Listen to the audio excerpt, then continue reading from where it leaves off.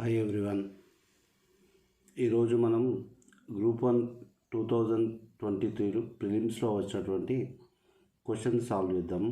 Everyday నేను ప్రతిరోజు కూడా ఆ పేపర్లోంచి ఒక క్వశ్చన్ సాల్వ్ చేయడం జరుగుతుంది. ఎందుకంటే గ్రూప్ 1 ప్రిలిమ్స్లో మీరు 2022 చూసుకోండి, 2023 చూసుకోండి, ఈచ్ పేపర్లో 20 క్వశ్చన్స్ ఇవ్వడం జరిగింది. సో మనకి 20 మార్క్స్ ఈజీగా 150లో 20 మార్క్స్ మనకు మ్యాథ్స్ పార్ట్. సో ఇది అర్థమెటిక్ కావచ్చు, రీజనింగ్ కావచ్చు, మొత్తం 20 మార్క్స్ రావడం జరుగుతుంది. మీరు ఎంటైర్ థియరీ చదవడం కంటే కూడా ఈ క్వశ్చన్స్ ఈజీగా సాల్వ్ చేయొచ్చు, కొంచెం కష్టపడితే, కొంచెం నాలెడ్జ్ తెచ్చుకున్నట్టయితే. సో కానీ ఒక క్వశ్చన్కి ఇంకో క్వశ్చన్కి సంబంధం ఉండదు. 20 కూడా 20 డిఫరెంట్ టాపిక్స్ నుంచి రావడం జరుగుతుంది. కాబట్టి మనము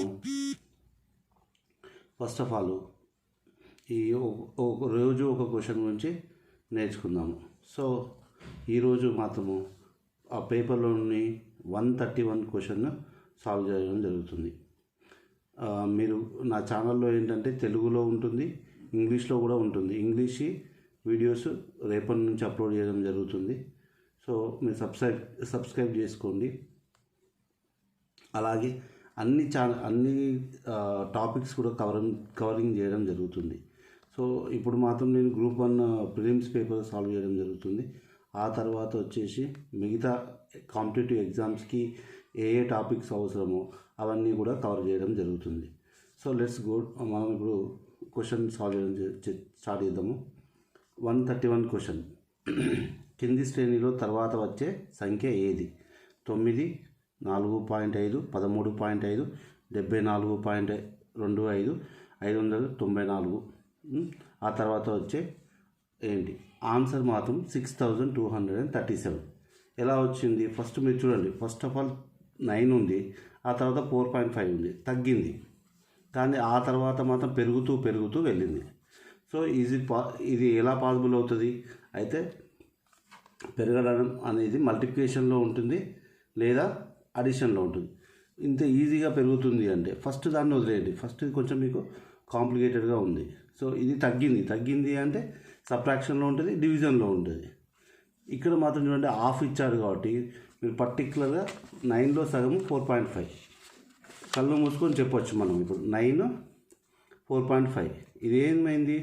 దీంతో సగము. సో ఇది మల్టిప్లై చేసిన, దీంతో మల్టిప్లై అన్నా పర్లేదు, లేదా 2తో 9 డివిజన్ చేసిన, 4.5ని హాఫ్తో 2తో మల్టిప్లై చేసినా కానీ ఈ వాల్యూ రావడం జరుగుతుంది. 9/2 చేస్తే 4.5 రావడం జరుగుతుంది. సో ఇక్కడ దీన్ని నథింగ్ బట్ 1/2 అంటే 0.5. ఓకే, ఇది ఇక్కడ 0.5 మల్టిప్లికేషన్, 9.5. నెక్స్ట్ దీన్ని చూడండి మీరు, 4.5 నుంచి 13.5 ఏమైంది? ఇది జస్ట్ 3 టైమ్స్ మల్టిప్లై చేసినట్టయితే 4.5 into 3 is equal to 13.5. Okay, చూడండి ఎంత ఇంక్రీజ్ అయింది. 0.5 నుంచి 3కి ఇంక్రీజ్ అయింది, అంటే 2.5 ఇంక్రీజ్ కావడం జరిగింది. 0.5 నుంచి 3కి ఇంక్రీజ్ కావడం జరిగిందంటే 2.5 ఇంక్రీజ్ అయింది. సో నెక్స్ట్ వచ్చేది దీన్ని 5.5తో అడిషన్ చేసి మల్టిప్లై చేస్తే 3 ప్లస్ హౌ మచ్? 5.5. ఎందుకంటే 2.5 3 ప్లస్ 2.5, 3 ప్లస్ 2.5 అంటే 5.5. దీంతో మల్టిప్లై చేసినట్లయితే ఈ వాల్యూ వస్తుందా లేదా చూద్దాం. 13.5 ఇంటూ 5.5 మీరు మల్టిప్లై చేయండి, 74.25 వస్తుంది ఎగ్జాక్ట్లీ. ఓకే, నెక్స్ట్ వచ్చేసి ఎంత ఇంక్రీజ్ కావాలి? దీనికి 2.5, 5.5కి 2.5 ఇంక్రీజ్ అవుతే ఇది 8 అవుతుంది ఎగ్జాక్ట్గా. సో అంటే నెక్స్ట్ సిరీస్లో ఉన్నటువంటిది ఏంటిది? 74 ఇదే కదా, 74.25 into 8 which is equal to ఎంత అవుతుంది? 594 అవుతుంది. నెక్స్ట్ వచ్చేది ఏమవుతుంది? ఈ 8కి ప్లస్ 2.5 కలిపితే 10.5 అవుతుంది. 10.5ని దీన్ని మల్టిప్లై చేసినట్లయితే అంటే నెక్స్ట్ వచ్చేది మనకు కావాల్సిన ఆన్సర్ క్వశ్చన్ మార్క్ ఇక్కడ ఉంది.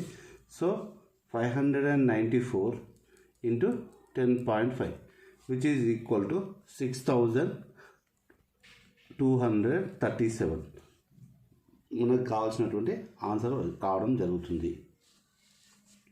సో మనం డైలీ 1 ప్రాబ్లం సాల్వ్ చేద్దామండి.